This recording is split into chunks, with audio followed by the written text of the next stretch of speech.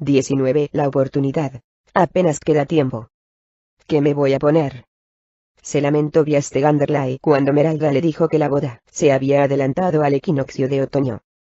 Si tenemos que llevar buenas ropas, Lord Ferringal ya nos las proporcionará, dijo Donny Ganderley, y dio unas palmaditas a su esposa en los hombros.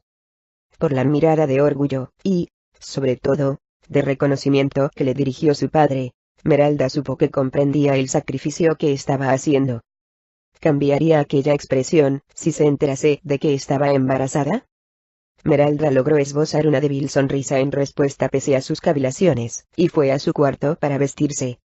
Liam Woodgate había informado a Meralda de que ese mismo día tenía que acudir a una cita con la costurera, que vivía en el extremo más occidental de Orkney, a unas 2 horas de camino.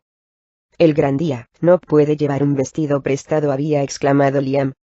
Si me permite decirlo, Viaste, su hija será la novia más hermosa que nunca ha visto Orkney. Cómo se había iluminado el rostro de Viaste. Cómo habían brillado sus ojos. Paradójicamente, Meralda se apenó, porque, si bien sabía que estaba haciendo lo mejor para su familia, no podía perdonarse a sí misma haberse comportado como una estúpida conjaca. Ahora tenía que seducir a Lord Ferringal, y pronto, quizás esa misma noche. La boda se había adelantado, y Meralda confiaba en que los demás, especialmente Priscilla y Temigast, la perdonarían por haber concebido un hijo antes de la ceremonia. Lo peor de todo es que tendría que llevarse a la tumba el nombre del auténtico padre del niño. En aquellos momentos Meralda se tenía por un ser horrible. Sin duda, la señora Pringle, una modista de renombre en la región, le haría un vestido maravilloso, con gemas y ricos tejidos de colores, pero dudaba que pudiera llevarlo con el rostro radiante que se merecería. Meralda se lavó, comió tarde, y se deshizo en sonrisas cuando Liam Woodgate llegó y la condujo al carruaje. Sentada con el codo apoyado en la repisa de la ventanilla, Meralda contempló el paisaje que desfilaba junto al vehículo. Hombres y gnomos trabajaban en los campos altos, pero no buscó ni vio a Jacascully entre ellos. Las casas se fueron haciendo menos numerosas hasta que solo alguna que otra casita salpicaba el paisaje rocoso.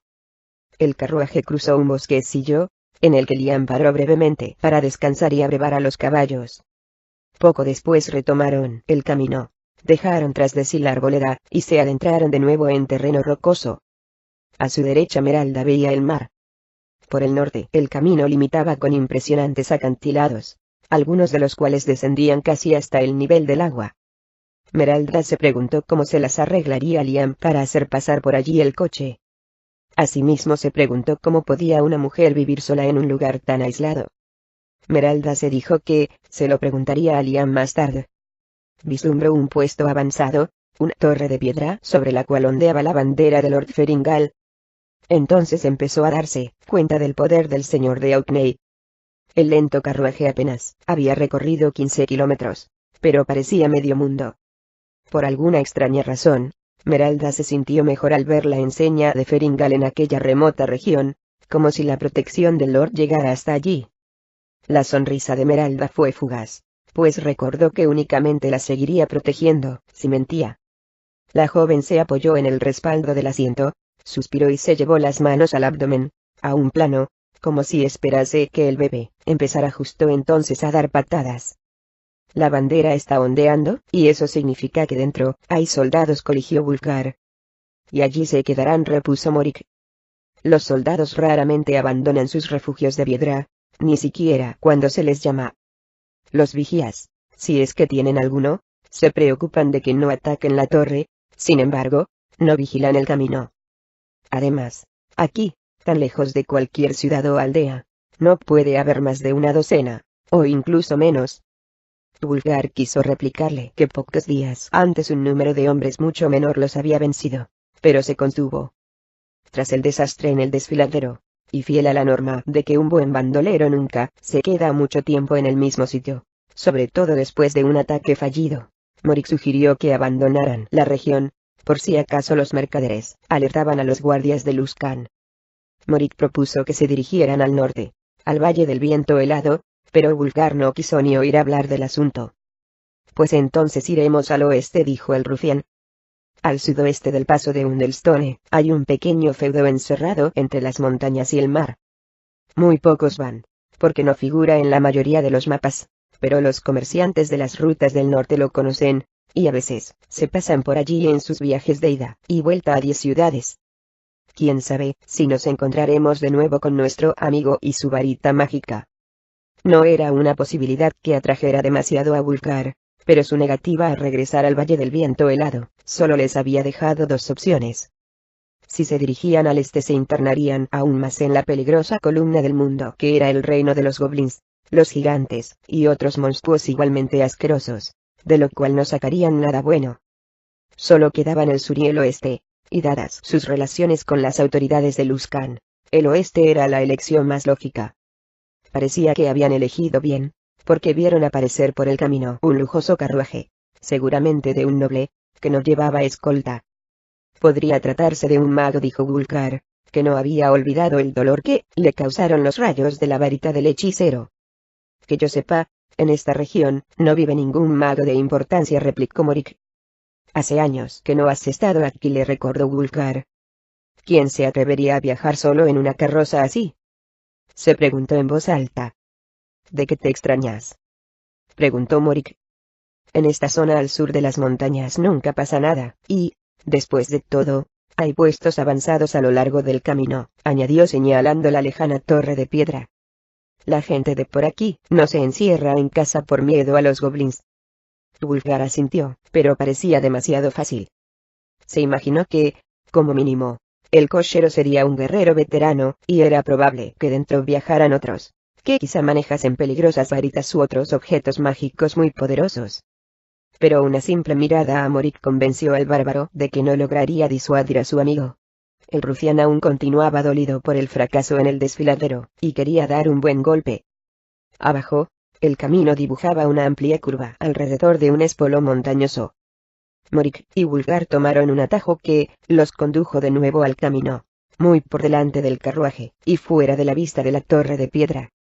Inmediatamente Wulfgar se dispuso a tender la cuerda, y buscó algún sitio donde atarla. Solo vio un esbelto árbol que no parecía muy adecuado. Vamos, sube ahí, le dijo Morik, señalando un saliente rocoso.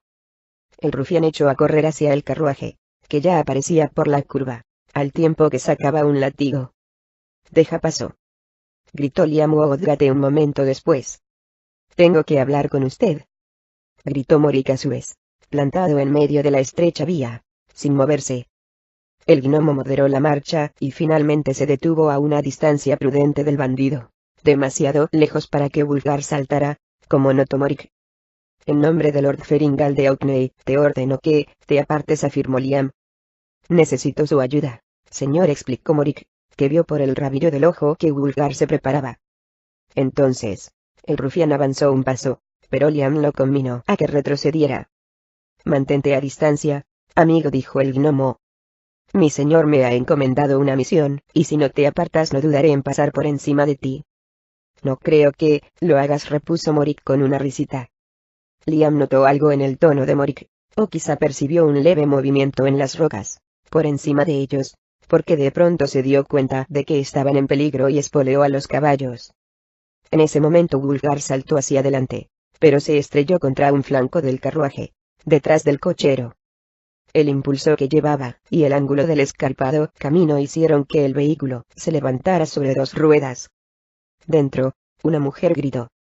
Actuando puramente por instinto, Morik levantó su látigo, y lo hizo restallar con fuerza justo delante de los caballos. Los animales giraron bruscamente a la izquierda, arrimándose al desnivel, y antes de que el cochero pudiera controlarlos, antes de que Wulfgar pudiese afianzarse, o antes de que la pasajera pudiera gritar otra vez, el carruaje volcó, y tanto el cochero como Wulfgar salieron despedidos. Aturdido, Wulfgar se puso trabajosamente en pie, dispuesto a plantar cara al cochero, o a cualquier otra persona que saliera de dentro del vehículo, pero el cochero estaba tendido sobre las rocas, gimiendo, y dentro del carruaje no se oía ningún sonido. Morik corrió a calmar a los caballos y después se encaramó encima del vehículo, llegó a la puerta y la abrió. Entonces se oyó otro grito. Wulfgar se acercó al gnomo y suavemente levantó la cabeza. Luego la dejó en el suelo, seguro ya de que estaba fuera de combate, aunque esperaba que sus heridas no fueran mortales. «Ven a ver esto», le gritó Morik. El rufián ofreció su mano a una bella joven para ayudarla a salir del carruaje, pero esta hurtó su cuerpo.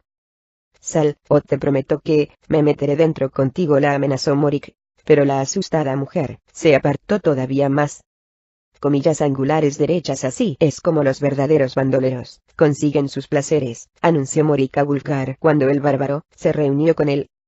«Y hablando de placeres», añadió, y se introdujo en el carruaje. La mujer gritó, y se debatió, pero no era rival para el curtido rufián. A los pocos minutos, la tenía ya inmovilizada contra el techo del carruaje, que ahora era un costado, sin que pudiera golpearlo con las manos ni darle una patada en la entrepierna, pues la rodilla del bandido se lo impedía. Morik acercó sus labios a los de la joven. «No hay beso para el vencedor», le dijo. De pronto, un furioso Wulfgar agarró a Morik por el cuello, lo levantó y lo sacó fácilmente del vehículo. «Te has pasado de la raya», le dijo, al tiempo que lo dejaba caer al suelo. «La hemos ganado en buena lid», arguyó Morik, que no comprendía la reacción de su amigo. «Vamos a divertirnos un poco y después la dejaremos ir». «¿Qué problema hay?».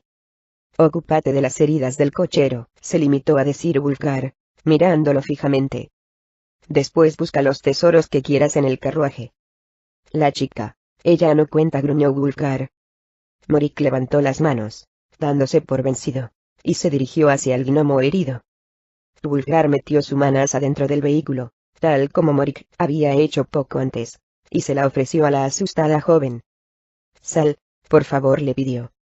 «Te prometo que no te haremos ningún daño». Sorprendida y dolorida, la joven se negó a darle la mano. «No podemos enderezar el carruaje contigo dentro», le explicó Wulfgar. «¿Acaso no quieres seguir adelante?». «Lo único que quiero es que os marchéis», gruñó la joven. «Y dejarte aquí sola». «Estaré mejor sola que en compañía de ladrones», le espetó Meralda. «Sería mejor para tu cochero, si salieras. Morirás si lo dejamos tendido en las rocas». Wulfgar hacía lo posible para tranquilizar a la mujer, o al menos espantarla, para que se moviera. «Vamos, no voy a hacerte daño. Te robaré, eso sí, pero no te haré daño». Tímidamente Meralda alzó la mano. Wulfgar la tomó, la levantó en vilo, y la sacó del vehículo. Entonces la dejó en el suelo, y se la quedó mirando. Pese al moretón que le estaba saliendo en un lado de la cara, era una mujer muy hermosa. El bárbaro entendía perfectamente que Morik la deseara, pero él no tenía ninguna intención de forzar a una mujer, por muy hermosa que fuera, y tampoco iba a permitir que Morik lo hiciera. Los dos bandidos registraron rápidamente el carruaje, y, para alegría de Morik, encontraron una bolsa llena de oro. Wulfgar buscó un tronco para hacer palanca. «¿No estarás pensando en enderezar el carruaje?», le preguntó Morik, incrédulo. «Pues sí», repuso Wulfgar. «No puedes hacer eso», le explicó el rufián. «La chica lo conducirá a la torre de piedra y tendremos una hueste de soldados tras nuestros talones en menos que canta un gallo». Pero Wulfgar no lo estaba escuchando. Había encontrado unas rocas de gran tamaño, y las estaba colocando cerca del techo del vehículo volcado. Con un fuerte tirón, levantó el carruaje del suelo, y, en vista de que Morik no lo ayudaba, se afianzó y logró liberar una mano con la que deslizó una roca bajo el techo. Los caballos bufaron, y tiraron, amenazando con descalabrar el montaje que había ideado Wulfgar. «Al menos calma a los caballos», dijo a Morik, pero el rufián no se movió. Wulfgar miró a la mujer y ésta corrió hacia el tiro, y tranquilizó a los animales. «Ayúdame». «No puedo solo», dijo Wulfgar a Morik, y esta vez su tono era más airado. El rufián soltó un largo suspiro de resignación, y caminó pausadamente hacia el bárbaro. Entonces estudió la situación un instante, y fue a buscar la soga que Wulfgar había dejado caer. La pasó alrededor del árbol, y el otro extremo lo ató en el borde superior del carruaje. Morik pasó al lado de la mujer, que dio un salto para evitarlo, pero él apenas se dio cuenta.